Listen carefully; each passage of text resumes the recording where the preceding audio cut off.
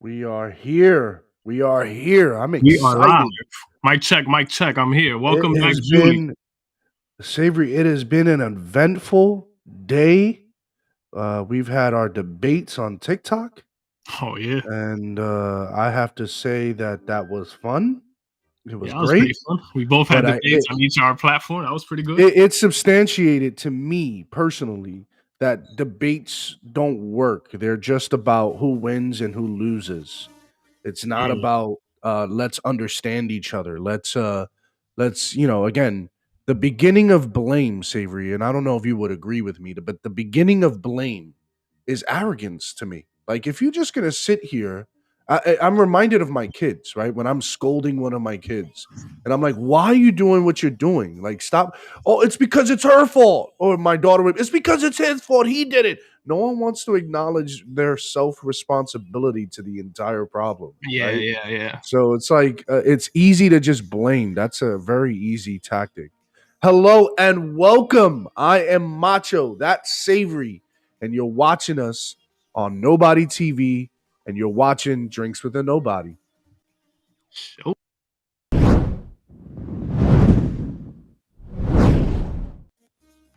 All right. Hello, Julie. Thanks for joining us. We appreciate you. That's 2 days in a row. 2 days in a row. You are like our number one fan of the week. And I see you in our chat on TikTok. I see you out there. I see you Appreciate you. speaking loud. I see you speaking proud. I am proud of you. I like that. I like that fire. Savory, what do we got to start with? Julie, welcome again. Tell us what you're drinking, Julie. You know the deal. See how What you you joining sipping? us. What you sipping, baby? So what we got today, man, we got Is Journalism Dead Part 2. Yesterday we had a lot of fun with the Is Journalism Dead episode. We ran our format with the Mind Your Business, Nobody versus the Experts, and then we end with Sip on Some Facts.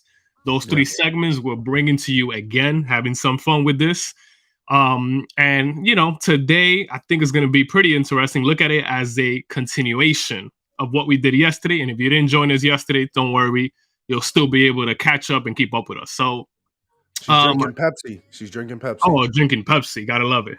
She's Coca-Cola's a Pepsi better. drinker. Coca-Cola's better though, but it's all right. I agree. I like Coke. I will say Pepsi's a good alternative. So it is. cheers to you. You know, All right. Coca-Cola had Coke before, Macho? Yeah, I know. That's why I like it. Yee. Cheers. Cheers, my brother. Cheers. Let's have this conversation over our All drink. right. What do we got? What do you got? Showtime. Let's just get straight to this. Let's show the people first video we're gonna start with. And yeah, let's see what we got here.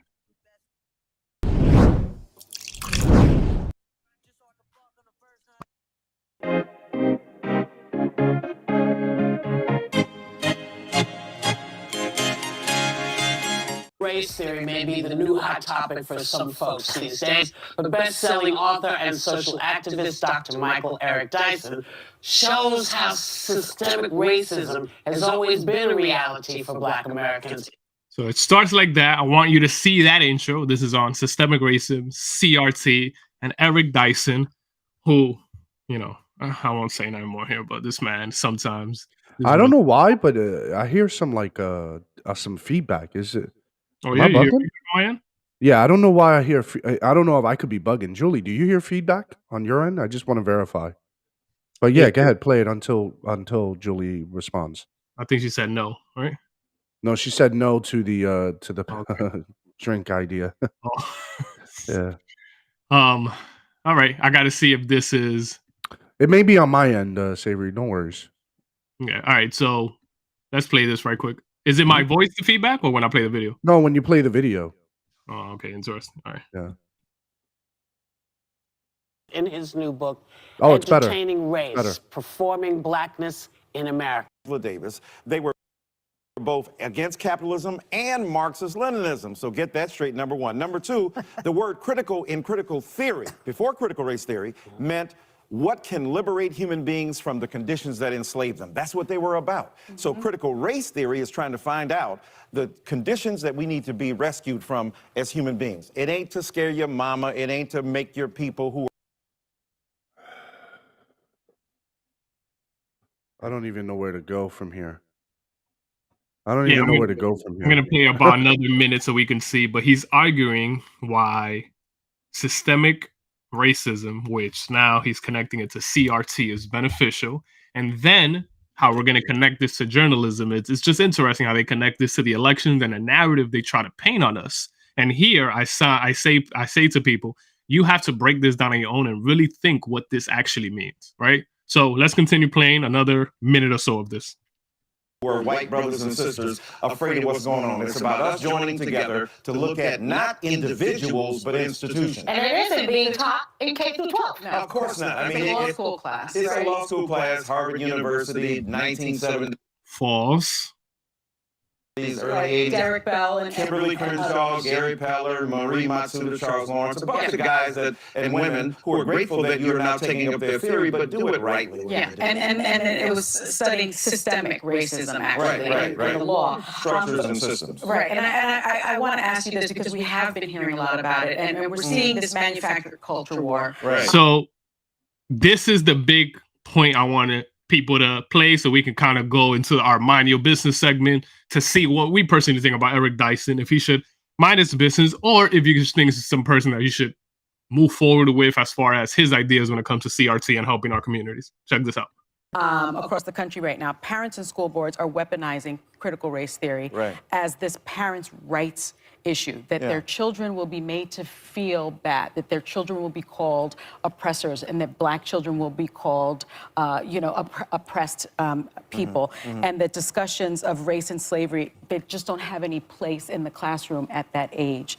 Glenn Youngkin just ran on this kind of messaging and won Virginia's race. Right. How worried should we be? You see what they're doing here? What are they doing here, Savory? I lost your mic, Savory.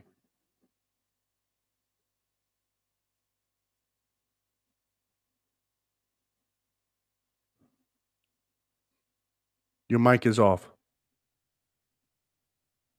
Yeah. Better? Yeah, there you go. There you go. Showtime. My fault, ladies and gentlemen. Okay. Technical difficulties. All right. So he's connecting now, right? The CRT and the media, this is where journalism and the media comes in, are now painting the picture of parents weaponizing the CRT because they want to individually choose. You see how it gets tricky? Like all they're saying is, I don't think it's a good idea for it to be taught to my students in schools. Why can't we have an honest conversation around, is it a good idea or is it not? And if it is a good idea, why don't you defend your point rather than putting the other parents down who don't think it's a good idea, right? There's no debate in our country no more. This is what journalism has gone to. There's just assumptions into what we need to think and how we need to think. You see the problem here? So I wanted to show this clip because Eric Dyson is just using the momentum of the media to push his narrative forward. God forbid somebody comes in there and says, you know what? I see what you're trying to do with CRT, but personally, I don't want my kid to be taught that. Is that okay for me to express that opinion? I think it's nonsense. It's not okay. Because the parents, by the way, right, and I'll share this, which is why I think he should mind his business. That's my vote on here, is the FBI is saying that these parents are going to the extent of labeling them as domestic terrorists. Like, what? You see what I'm saying? The weaponization of the media in cahoots with politics is a dangerous mix. My vote is he should mind his business. What's your vote here?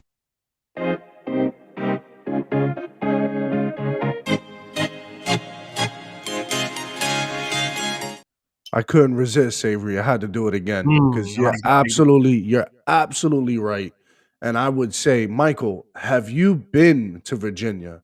Have you asked the questions of what they're teaching those kids? CRT is taught in higher ed. CRT is a graduate program. I hear it all throughout TikTok. CRT is a graduate program. This is where it's getting taught. There are various forms of this being trickled down into our education system. But I digress with that debate because I feel like it's meant to be endless. And I'm going to give a side piece here where I mean about debates. People are built to debate. That's what they're built to do. They want to hear your story. They want to hear how you present your facts so they can debate it. They don't care about resolutions. So they'll sit there and say CRT is not being taught. What's the problem with CRT? So, okay, wait, where do we stand here? You're saying they're not teaching it and now there's no problem with it? Or this is American here? Okay, look. Do we have a choice what to teach our kids or not? That's what I want to know. That's what Savory just brought. That's why I couldn't resist by playing the mind your business, because that's exactly the premise here. That is the most important premise. This is why educators are pulling their kids out of schools and they're homeschooling them. Look at TikTok. Look at what they're saying. These teachers are saying, I am pulling my kids out of the education system and I am teaching them myself because I don't need anybody else to input their ideology into my kid. It's called choice. It's called freedom, folks. Do we not have that? Do we not have that? I asked you that. I posed that question to you, Savory. Yeah, and that's beautiful you put it like that, right? Because also, if you have any thoughts on if you saw the clip we just played on Eric Dyson or just CRT, the only thing I ask is the only thing we're pointing out. What are we pointing out here? We're pointing this out, that there's a certain narrative that always gets painted on one side, right? Which is what bothers people here. If you are just honest and saying, look, this is what CRT teaches, we do want to force it within our schools, and if you don't want to, these are your options. More people would be willing to the conversation, but people like Eric Dyson come on and pitch CRT and connect it with systemic racism. And if you disagree with him, you are ignoring slavery, you are ignoring the history of the country, and you're someone who's just lost and doesn't understand history. You can't goes again. Like that. There it goes again. We can't shake this. We can't shake systemic racism, huh? We can't shake it. It's back. They connect everything to that, man. Yeah. So wait, what you voted? You voted mind your business too. Oh yeah, mind your business. Yeah, anyone out there, Julie, what do you think? Do you think Eric Dyson should mind his business when it comes to CRT being taught to the kids in Virginia? I think schools need to be teaching about Central Park, which is an American history. About Central Park. Like Central Park 5? I think maybe just about the history of Central Park. Am I Yeah, probably the overall history. Yeah, okay. That's interesting. Yeah. I'm curious as to what Julie is referring to. She votes mind your business. And let me play She This last votes clip. on your business. This last clip right here. Check this out. For the what I think is the rollback of history in our classrooms. Oh, it's devastating. I mean, again, you can't say this enough. Gore Vidal said we live in the United States of amnesia. Right. So people are addicted to forgetfulness. They love history. Oh, it's the Confederate. Hey, let's do it. It's the founding fathers and founding mothers. Let's do it. It's about enslavement and not so much. So the point is either The manipulation there? That's not true. That's just not true. The American history, even through slavery, is taught. It's just not taught the way you want it to be taught. You want it to be taught through the lens of systemic racism, where you want to connect everything to the oppressed versus the oppression, and this not value the history of true American values. You see what I'm saying? Like they just want to ignore. You're the one that wants to ignore certain history. Anyways, I had to play that last bit. Yeah. We have to teach the bad with the good. I absolutely, wholeheartedly agree. Mhm. You cannot, and I do not believe that teachers in America don't understand that. I believe wholeheartedly you can't avoid that. When it comes to learning about history, Julie, you're a history major. You cannot avoid looking at the atrocities, but we deem them as atrocities today. Mhm. Right? Like when we look back at history, we look at it through today's lens, but we have to refrain from judging history through today's lens. We For have to sure. be mindful of those things. We have to just say, look, here, this is what they did, this is what they practiced, and this is how they interpreted the world at the time. You know Yeah, what I'm in its saying? So, context, everything yeah. happened. Evil was still evil, but in its context, it was a different reason for it. But yeah, And thank God, Savory, that they realized that it was evil. Thank God. for sure. Thank God. We're For the first example, country to abolish slavery. You know what I'm saying? That's something to be proud of. You know what I'm saying? Like, she says, I'm doing a presentation on Slicer Maggie and his family. Does that have any relation to the Central Park analogy that you brought up? yeah, probably. We Yeah. gotta follow up with her as well. By the way, right? She's Oh, about the yeah. So we gotta Juneteenth. talk about that. Yeah, we haven't had a chance with Julie. We can still talk about that. So appreciate you joining again. All right. All right, So cool. now let's move on to the next segment, the main event. We're talking about, obvious question, is journalism dead? Yesterday, just a brief recap. Savory, we played Cheryl Atkinson, who I believe is a beast of a journalist. She promotes a lot of high quality journalism. She asks the tough questions. She looks and investigates certain things. She reminds me of a female James O'Keefe, in my opinion. Nice. Okay. Just try to validate, try to look at sources before she promotes any of this information. And you can never tell what party lines she's on. I think a little different between the two is that James O'Keefe, you can kind of get the sense of what party line he's on, Yeah. right? And that's, I don't think that's a problem, but I think what's the problem is to advocate that you're not. Yeah, You get what I'm saying? Well, the thing is, he's reporting off other people coming to him on things. So he said, "Look, it seems like this way." He argues, "Well, most people are coming to me from these issues, from these companies that lean more left, for example." So Yeah, that's a fact. So today on Nobody versus Experts, I want to bring in the expert, David Simon. You may have heard of that name, but here's the next segment.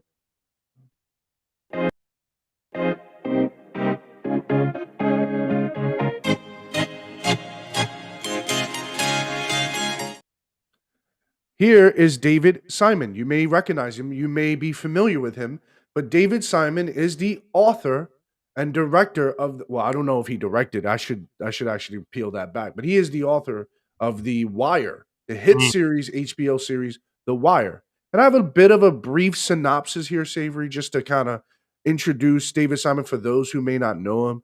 David Simon is a former journalist for the city of Baltimore. His role was to report on the police daily interactions, and this goes as far back as 1982 to wait, 1995. David Simon?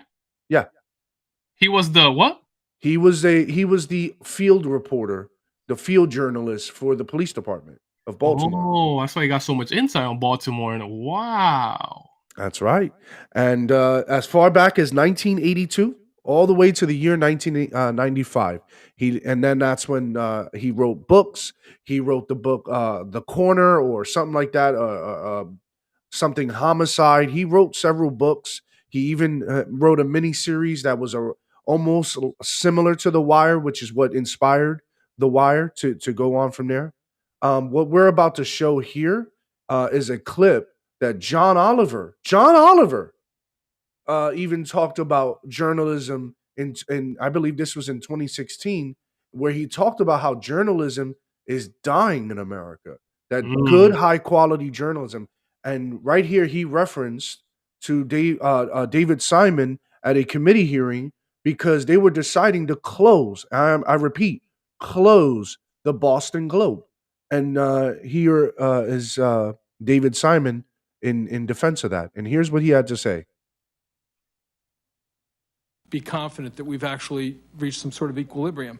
You know, there's no glory in that kind of journalism, but that is the bedrock of what keeps, the next 10 or 15 years in this country are going to be a halcyon era for state and local political corruption. It is going to be one of the great times to be a corrupt politician. He just said this in 2009, Savory. Wow. He said this in 2009, and he was defending and literally saying we need high quality journalism to keep politicians accountable. Right? Look at the posture to make sure that the truth is revealed, to make sure that the public gets a narrative. Okay, and he said this, and then 10 years later, literally 10 years later, I have another clip here. What are your thoughts initially here? So right now he is actually defending journalism, from what I'm understanding in that small clip. Yeah, high quality journalism. Yeah. Yeah. If not, he's saying it would open the floodgates for corruption, especially at the political level, right? Yeah. Correct. Yeah. I'm interested to see more of that clip, but from what I gathered, it seems that's a good thing what he was doing. But I'm only gathering from a few seconds there, so I'm not too sure where he's going with it. You're interested in seeing that committee hearing, right? Mm-hmm. I'm looking all throughout YouTube trying to find where exactly he said that statement and try to find the very like committee hearing, and I couldn't find it. Oh wow! I couldn't find it. The internet is pretty crafty in their algorithms, or even if they've seen this person had said this before, and I'm about to play a clip here where he contradicts himself and literally outs himself here. Folks, people think we're dumb. That's what I'm going to tell you right now. So it's the complete opposite. This should be interesting. Okay, I'm very curious now. He's sitting down now with this person here. I'm going to pull this up on the screen here.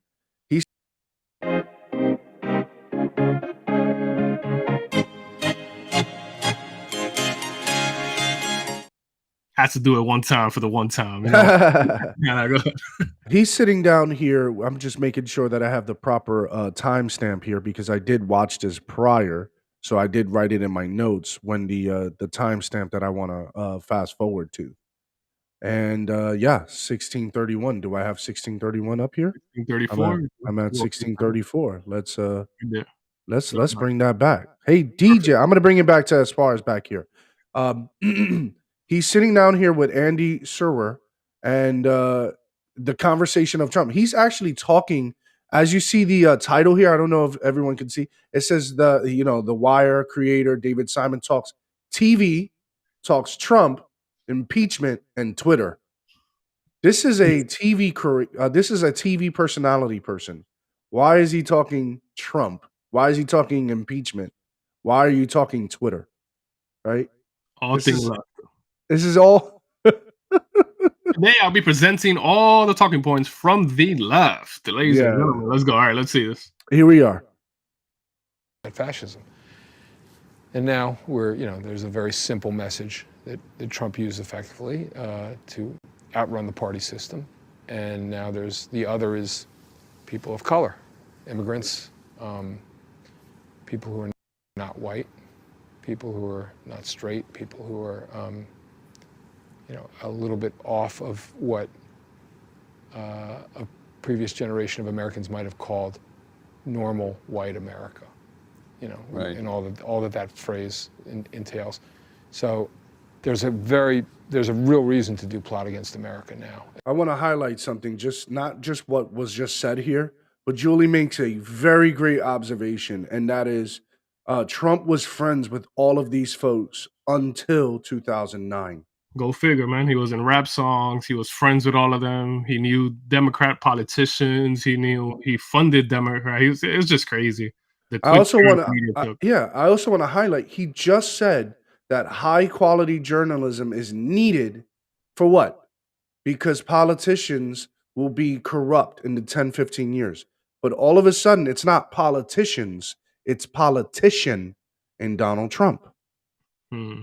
You know, so forget about the Obama, forget about Clinton's, forget about everything else, politics, Bernie Sanders, these lifelong Chuck Schumers.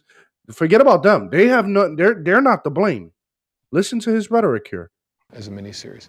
On the other hand, one of the things he said was, "Don't mistake Donald Trump for Charles Lindbergh, because Lindbergh in his day was like Neil Armstrong times 10. You know, from having flown the Atlantic, the lone eagle in that little plane, his sheepish Midwestern looks.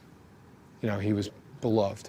And so he came in not with the cat. So they're creating a miniseries to reflect a real, like a populist person who was running for office in that time, and that they're saying, do not compare the two, because this person was beloved, this person was real, this person was genuine.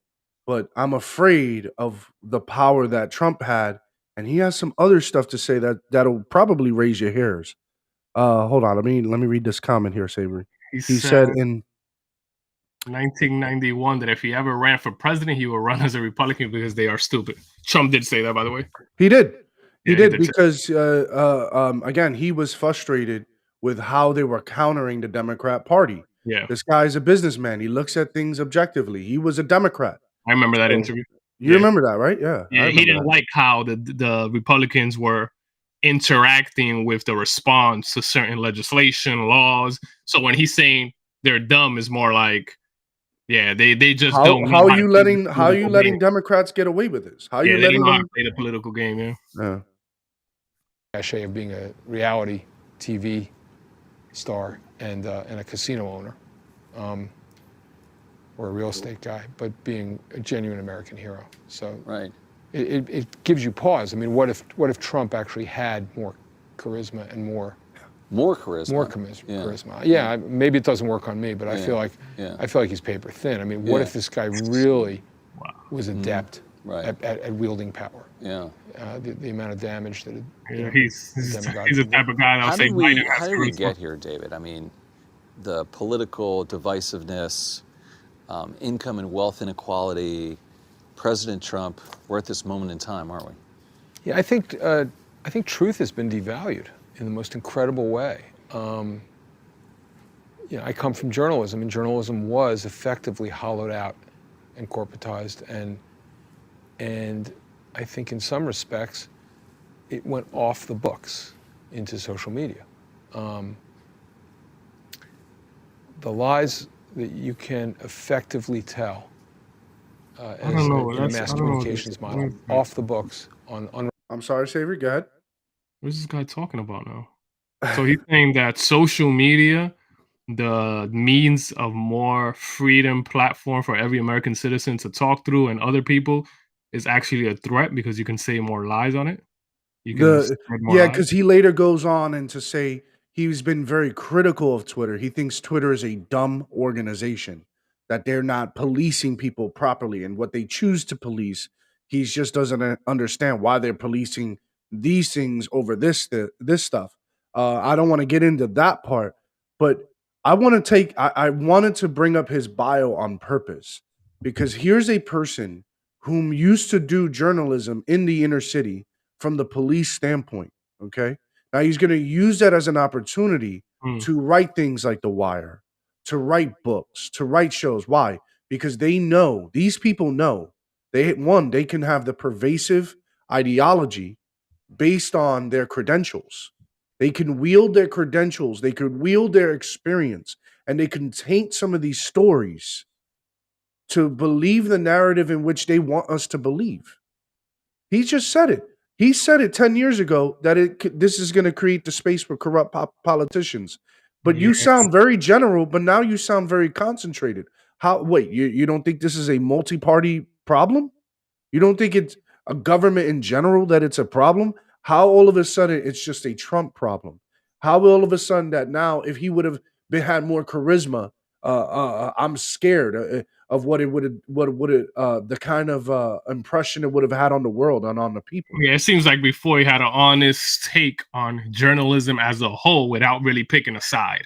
Now it seems like in this interview he's getting more specific on the actual situation on a candidate or person that he might not like, or maybe a party he might not be rolling with, so Yeah, and that's what I just don't understand. You have the pervasive ideology of firsthand. What I'm trying to say, Savory, very simply, is this man knows firsthand what was going on in West Baltimore. He knows firsthand. And so he's going to, he knows the narrative. He knows what people are saying.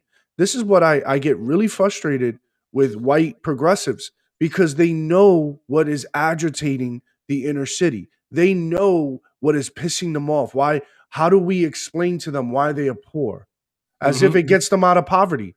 If I tell you you're poor because like if I said, this person is taking money out of your pocket, that's why you're poor. What is the goal in that? The goal is to turn you against your brother. yeah, exactly.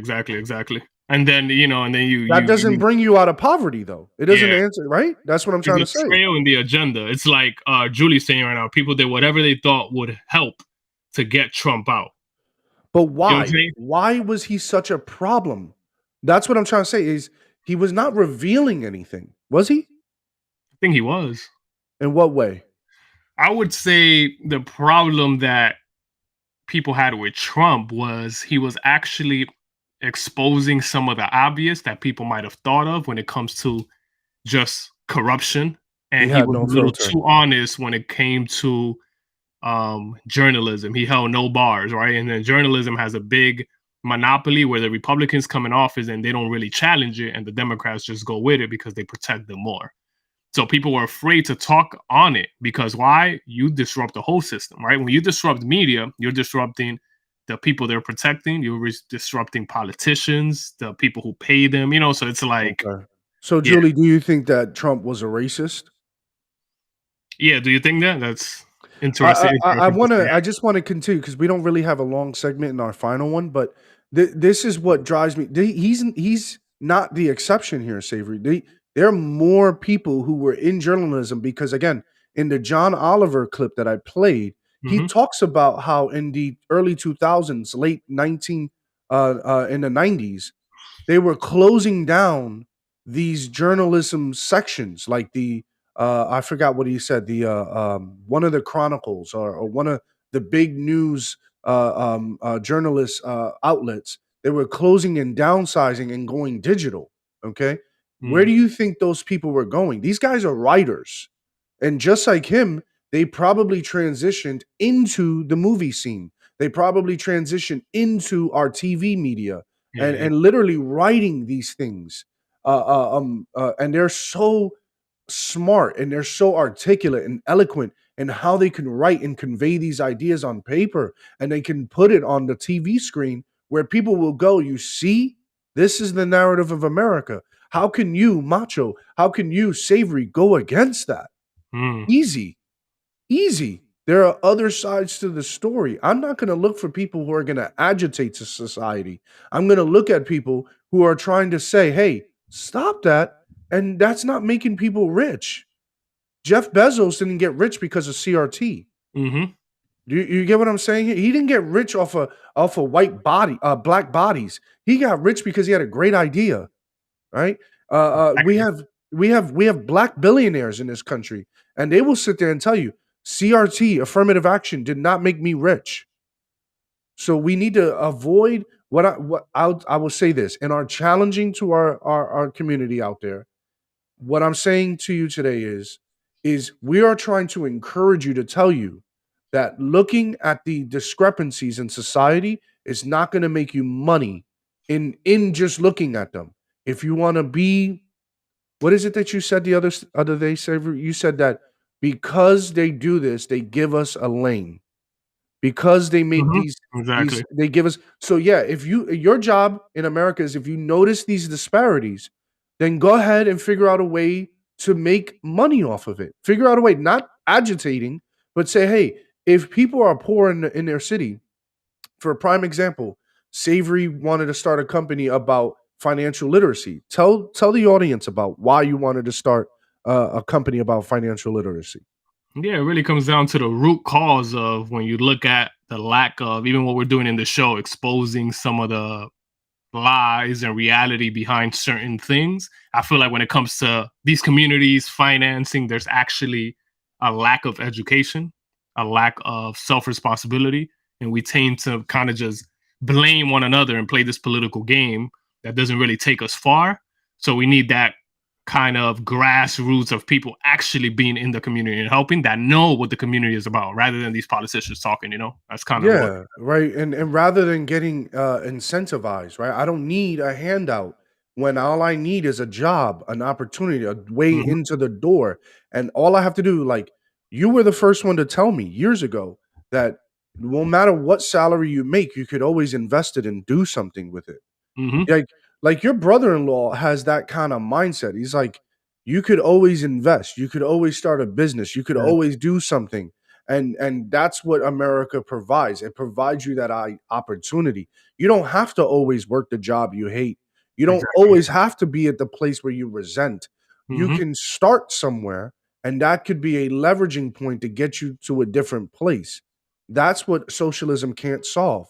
That's what any other society can't solve. And yeah. that's where what we're trying to do here is encourage our inner city. We're from the inner city.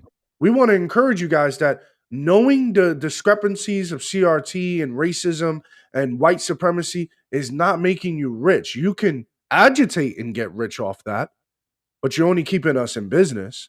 But or you can look at how people have combated it with their organizations. For example, I don't like the man. I don't agree with his ideology. But LeBron James did open a school in Ohio. That is the beginning That's of questionable though, but that's another deviating. conversation. But Yeah, that you essentially, found out that that's all government ran, has nothing to do with him really. He just put his name to it. When you go a okay. little deeper in the But search, unfortunately. what about the intentionality behind it? Was where I'm getting at. And if you want to combat the narrative, and you're saying you're getting poor education in your environment, then open up a school, right? Mhm, Get together with people, with the Kyrie Irvings of the world, with other well off people who can come together and say, "Hey, we need to help. We need to give back to our community. We need to help them. We need to say, hey, you can do better. You can get to where we are. Not maybe in the sports arena that we are, because that takes talent, that takes other disciplines." But maybe in society, you can be a doctor, you can be a welder, you can be a facts. entrepreneur. You And can that's do what we need those to bring things. back and not feed into these narratives that, I think the media gives. I want to kind of address this right here. Yeah, go ahead. Julie said yes, his family has pictures in KKKs and he's founded New York 5 Reward. And we say two things on that really quick. I don't want to Yeah, focus on that too much, but yeah. there's two pictures that were found to be false already. One of his family in KKK robes and him with Ralph Sanchez back in the days when this whole thing was going on. Two of them were both photoshopped, by the way. I hate protective. It's not even about protective. It's just the reality of what happened. And by the way, when you look at the New York 5, that's the Central Park 5. Um, I don't know. I don't know what you're referring to there, but by the way, everybody was saying they're guilty. Oh, I That's a know different 5, but exactly everybody what was saying. she's talking about, Okay, because okay. the Central Park Five was depicted as very heinous. That crime was depicted as Yeah, heinous. most people spoke out and Uh, said, yeah, that these. had everything to do with the district attorney at the time. That had nothing to do with Don Trump. He was just. You have to remember, Donald Trump is a Julie, thanks for businessman. joining us. If you're leaving, we appreciate you. I saw that you're opening up a farm using grant money. That's dope. We'd love to hear more about Awesome, that. awesome. Thank you very much, Thanks for Julie. your input. I actually like your input, and I see her on the chat on my live, and Yeah, I've seen her too. That's dope. Yeah, yeah, yeah. Showing she's love. pretty tough. She's tough. Yeah. Yo, Jeffrey, thanks for joining, and I love that comment. I had to post that up on the screen. No, this is not a BLM podcast. Far from. He took a first page in the yes, he did. Yeah, for Don't sure. deny that. Yeah. But again, remember Um, the point is the whole city was against that. You could have yeah. find numerous And injuries. You just didn't again, remember that was the right we thing have to to do. be careful with looking at history with today's lens. That's what mudslinging. That's why we brought that up yesterday. That's intentional. You Mhm. have career politicians. This guy's not a career politician. You have career politicians like Clinton, like Schumer, like Pelosi, who know how to mudsling. So they're Mhm. going to dig up his past and control the narrative because they know people are not. The one advantage that you can bring up the past is you're not there anymore. That's no Yeah. one could go back in time and say, well, it actually wasn't like that. We are actually against the Central Park Five for this reason. So again, that's the beauty about mudslinging. It's a political smear. It's to smear the opposing party or that candidate so that we can change our perception, so that we can change this, pulling the lever. That's what it goes down to. That's what Yeah. it boils down to. All right, so let's move on. Again, I don't know if we're scratching the surface on this, Savior. I don't know what you think. I think there's a lot to talk about. I think a two-part is good for now, and then we can move on tomorrow. Yeah, for sure. I think I'll say with him. I think you just gave an example for what I'm seeing of the inconsistency, right? When it comes to journalism and the narratives we're fed, So the man believes certain for a certain reason back then, and then a few years later or a decade later, he thinks something totally different, right? And Yeah, that's for a how? reason. Yeah, Usually people gain a certain amount of prestige and power. They get together with certain people and their whole narrative on life changes to protect their own interests, which is what's correct. dangerous of not having true journalism because you're able to paint the picture you want, right? When it comes to politics, culture, you see the danger in having people who are not honest in journalism is a big danger. I think it's okay if you want to protect the interest. What I don't think is okay, Savory, here's where I'm going with this, is for people to then believe as if they're not doing that. Hmm. They're free to protect interest. They're free Yeah, to yeah. propagandize. They pretend to be honest and open to both sides, where they have an extreme bias that they don't admit. Right? Exactly. That's all I'm saying is it's okay if you want to protect your own interests. The NRA wants to protect their own interests. The Planned Parenthood wants to protect their own interests, but don't look at them as if they're not. Hmm. Don't say, well, no, it's the other side. The other side is going to have their opinion. It's okay. It is the middle ground people who stare at a debate, who stare at the opposing sides and say, okay, I can see what's going on here. I can see your side. I can see, you Yeah. know what? I think you guys are saying good things here, But but I again, know you're not going to agree. I know. yeah, I'll say this last thing as well. That's why open journalism is important, because when one has a bias and you have this free market of free reporting, like you have, that's why I like platforms like Twitter and all that. Everybody can share their opinion. So when Fact. somebody goes extreme on one side, just go and post the other extreme on the other side and let people talk Yeah, about both. That's the beauty of that, because it's that's right. hard to regulate and control narratives, because nobody's in position to do that unless you're in a tyrannical government who wants to control the narrative. Who else would want to do that? You see? So that's like, let's open up the market and let's let these crazy ideas come out. Usually the most logical one wins without the power to back it, So yeah.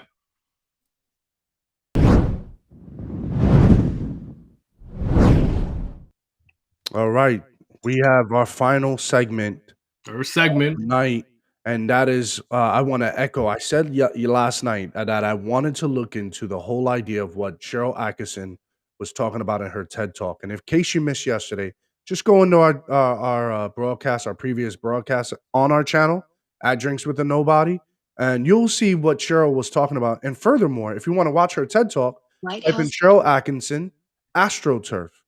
That is the key word, AstroTurf, and Cheryl Atkinson is going to come up.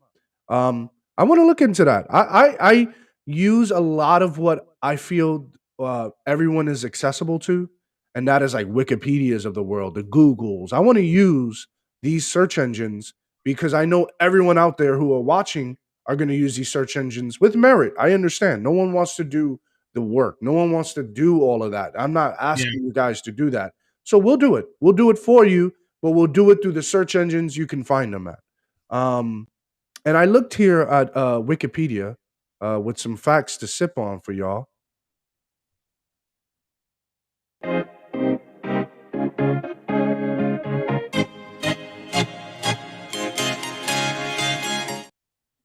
And here on Wikipedia, Savory, this is good. Astroturfing is the practice of masking sponsors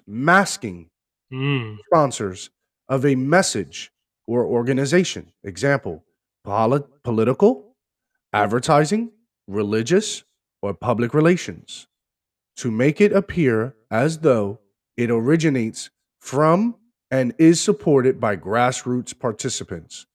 It is a practice intended to give the statements or organizations credibility without withholding information about the source's financial connection. The term astroturfing is derived from AstroTurf, a brand of a synthetic carpeting designed to resemble natural grass, as a play on the word grassroots. The implication behind the use of the term is that instead of a true or natural grassroots efforts behind the activity in question, there is a fake or artificial appearance of support. This is chilling stuff. This is on Wikipedia, folks. So summarize that up in an example for us, Macho, so the people can see. Let's just highlight this. It is a masking attempt. This is a grassroots movement that masks, and they work through, or they function through, politics, through our advertisement, through our churches, through our religion, right? And public relations. How scary is that, Savory? Oh, wow. So yeah, go ahead. Keep breaking that down. No, I mean, I want to hear some of your thoughts before we keep going. Yeah, so is it an organ? I'm trying to understand this part. Is it an organization that's using these religious or other ways to kind of mask themselves and their agenda? Correct. I'm going to give you a simple, very simple example, right? Imagine, what was it? Something blue or Blue Line, right? They were in their organization. Or let's forget about the left. Let's go to the right, right? Look at the organization called Blexit, right? Blexit is started by Candace Owens, and it's a movement where she says that this is an attempt to get black people off the Democrat plantation, right? So this could be considered a grassroots organization, and the only difference is she's not disguising herself, okay? She's actually in the forefront saying, this is what I want to do. The difference with what they're saying AstroTurf is, it's what she's doing, but it's a fake organization to either gather the pulse of Americans or whoever they're trying to manipulate. They're infused in our politics. They're infused in our advertisement, right? It changes the way we think. They're using for their agenda. It might not even be important, but they're using that to see their agenda. But okay, correct. And the Biden administration, especially the Obama administration, have been guilty of supporting AstroTurf-like organizations because it helps them subtly win the argument of the narrative. Okay? That's all they care about. They want the dominant perspective. They want you guys to say they're gonna make sure that it's everywhere. It's in your church when you're sitting there on Sunday. You're gonna hear it at church. I mean, it's not far-fetched, right? Yeah, no, that makes sense. Yeah. You're gonna go so deep into society. Yeah. So that when you have two Latinos like us go on TikTok, two Latinos like us go right here, say it's actually not that. And then people go, no. But look at what they're saying. Look at what's in our advertisement. Look at what they're teaching us in schools. Yeah, they could say, "Do you not see?" They could just look at you. Do you not see? Not knowing that what you're seeing is actually manipulation of what they want you to see. Or buying into this notion. We witnessed this morning, Savory, in my TikTok live. This is a form of AstroTurf that people buy into. They listen to rhetoric that is maybe outside of America in specific areas to support their argument. Mind you, you have guys like Tom Sowell who said you have Yugoslavians, you have Albanians. You have all these countries that will tell you a different narrative that contradicts the idea of socialism, that contradicts the idea of communism, right? It's easy to blame a superpower. That's why they're a superpower. Yeah, They yeah. take the blame. They will. They'll wear it on the, okay, blame us. I mean, we're still doing well in our country from our perspective, from our vantage point. You guys can blame all you want. You guys can say socialism works all you want. Then if it does work, go to the country where it does work, continue to build that, and then from where your vantage point, advertise for people to come. Say, hey, look, we're doing better here. We're doing great here. We're not gonna. It's not gonna happen. Yeah, that's why I asked the guy on the live too today. I'm like, why don't you go out there? Like, I'm just curious. Like, people are like, but yeah. And then he had to admit the reason why America became the force that it became was because of capitalism. And what did he say? He said, "You're right, but." I shy away from hearing people who say, "Yeah, but." Yeah, but what? You can't avoid that fact. Capitalism has helped America, has perpetuated America to the farthest of where it is, so much so that China has embraced a form of capitalism because they realize if they're going to play ball with America, they're going to need to kind of leverage the kind of money. I do not agree with the assessment that China has surpassed America. I think that they're on the same playing field when it comes to financial warfare, when it comes to resources, when it comes to political corruption. I think we're on the same playing field with China. Do not buy the hype that China is better than America. China is not better than America. Everybody has their sins. Everybody has their shortcomings. Everyone has their weaknesses, just like America does. So we cannot look to a place and say, well, they're doing it good, like Cuba. Cuba's not doing well. Russia's not doing well. There's no other place in the world that's doing well. If America's not doing well, nowhere else is doing well. I promise you. That I don't know if you agree with me, Saber. Good point. Good point. That's a good summary of astroturfing as well, so people can understand, how it goes down and how it's tricky. I can imagine looking into it and learning more about astroturfing and how our political system and other people use it. So we'll that's definitely great. get into that. And I That's think a great gem tomorrow, to leave people with right there. That's great. Yeah. yeah, I think tomorrow, Savory, we should probably start talking about. I mean, we've covered this in our prior show about socialism versus capitalism, and we have the Bet Davids of the world who's been talking about this. We have Tom Sowell, we have Milton Friedman, we have Yeah. economists, even economists on the left would agree that capitalism works. Socialism doesn't. Like, don't buy the hype of the Bernie Sanders economy. Yeah. Listen to economists no matter where they are in the country. Okay. And they'll tell you like it is. I think we need to get into that again.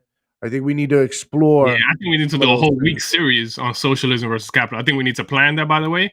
So just, anybody listening to this episode, I think we need to plan that to do it towards the end of the year, a whole week, nice socialism, 5 parts, 3 to 5 parts, Yeah. We'll have a lot of fun with that, yeah. All right, so Savory, now we're coming to the end of the show, folks. We're going to just tell you, if you enjoyed our show, you know where to find us. You can find us on YouTube if you're not watching us already. Be sure to follow us on Twitch at MachoFix88 and at Savory_edition. Be sure to also follow us on Twitter. We have our same handles there. Also follow us on TikTok. We go live there often. We're building our Instagram community. Type in Drinks with a Nobody, and you'll be able to find us there. Same thing with our Discord, so we can keep our Twitter fingers going. And if in case you miss any of our previous broadcasts, go on YouTube, type in Drinks with a Nobody, hit subscribe, click the notification bell, so when we go live or we schedule an event, you are aware of it. Hey, Savory, who are we trying to gather here and why? Look. If you made it this far, we want to thank you so much. Look what we do here. We gather different minds, right? Like Macho started saying in his live, he heard it in another TikTok live, I think, meeting of the minds, right? Is that what you say, Macho? Having a meeting of the minds. Having a meeting of the minds, man. I was starting to like that as well. So we just try to have these meeting of the minds where people got different ideas, different thoughts. We debated today a socialist, which is pretty fun. And it even sharpens us to see where we got to get sharper with our argument and ideas. Nonetheless, but if you are that person who feels like you can't really talk about your ideas, talk about your thoughts, this might be a show, man. We are here Monday through Friday, 6 p.m. Eastern time. And we're just waiting for different thoughts and ideas from all different walks of life.